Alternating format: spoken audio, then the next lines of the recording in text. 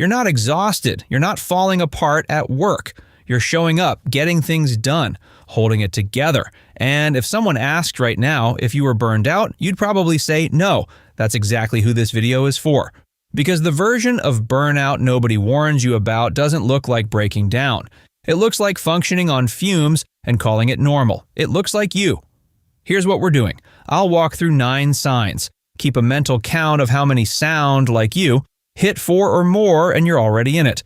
Probably for longer than you think. Sign 1. Rest stops working. You sleep 8 hours and wake up tired. Take a long weekend and come back feeling the same. Go on holiday and spend the whole time waiting to feel recharged. And it never happens. Back at your desk Monday as if you never left. Rest stops being restorative when burnout crosses into nervous system depletion. You're refilling a bucket that still has a hole in it. The fix isn't more rest, it's different rest. Replace 1 passive session per day with something that produces genuine absorption. A walk without your phone, cooking from scratch, 10 minutes of anything that makes you lose track of time. Sign 2. You start feeling nothing.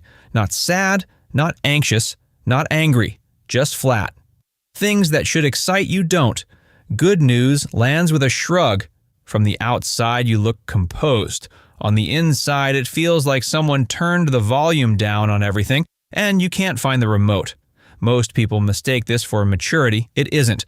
Emotional numbness is the brain's protective response to chronic overload, your nervous system dialing back emotional responsiveness to conserve energy. It's one of the most missed burnout signs precisely because it doesn't feel like a problem. It just feels like nothing. The fix: 1 small moment of genuine sensory presence each day. Cold water on your face. A meal eaten without a screen. Small re-engagement with the present is what starts bringing the signal back. Sign 3. You're running on autopilot, still doing everything. Meetings attended, emails replied to, dinners made, but you're not really there for any of it. You get to the end of a day and can't remember most of it. Like a passenger who forgot they're supposed to be driving. I realized I was in this when I drove home one evening with no memory of the journey. 25 minutes, gone. And the scariest part wasn't the memory gap, it was that it felt completely normal, which meant it had been happening for a while. The fix: 1 presence anchor per day. Notice 3 things you can physically feel while making your morning coffee. You're not trying to become a mindfulness guru. You're just cracking the autopilot loop once a day. Sign 4. You're taking on more, not less. You're burned out, and your response is to say yes to more things. More projects, more commitments, more plans you won't feel like keeping. Not because you have energy, but because staying busy feels safer than stopping. If you slow down, you might have to feel how empty you are. Busyness becomes armor.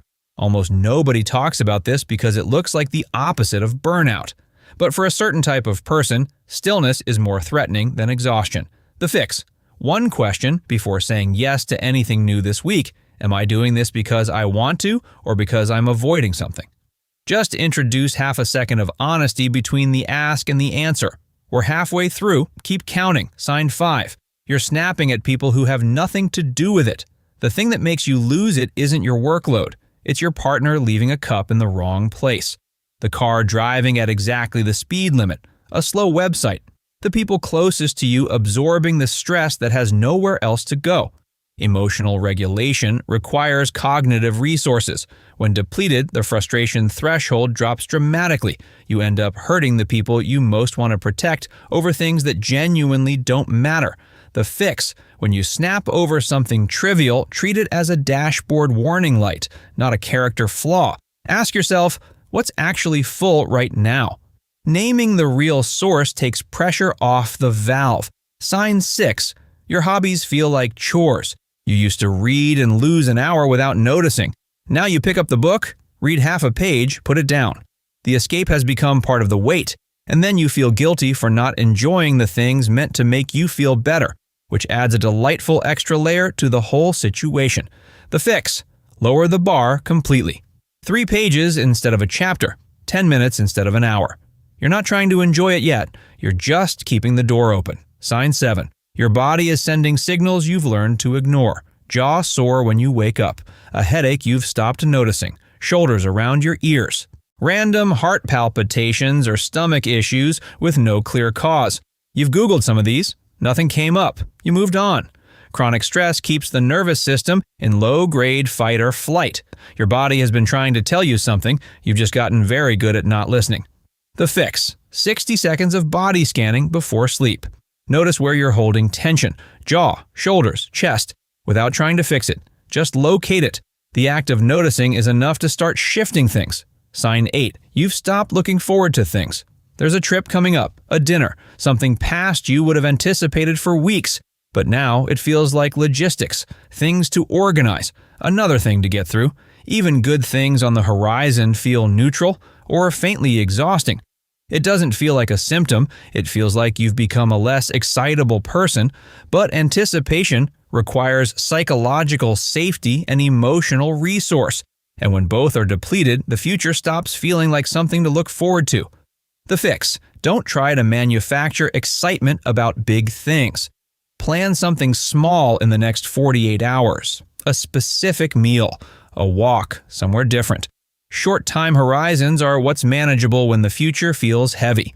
Sign 9. Small decisions are exhausting.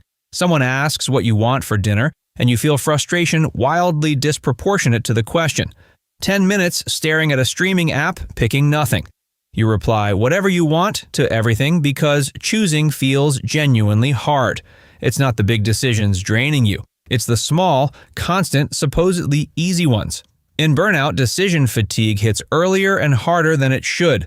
When choosing what to watch feels like a burden, your cognitive tank is nearly empty. The fix: eliminate small daily decisions temporarily. Same breakfast every day. Default answer for low-stakes questions.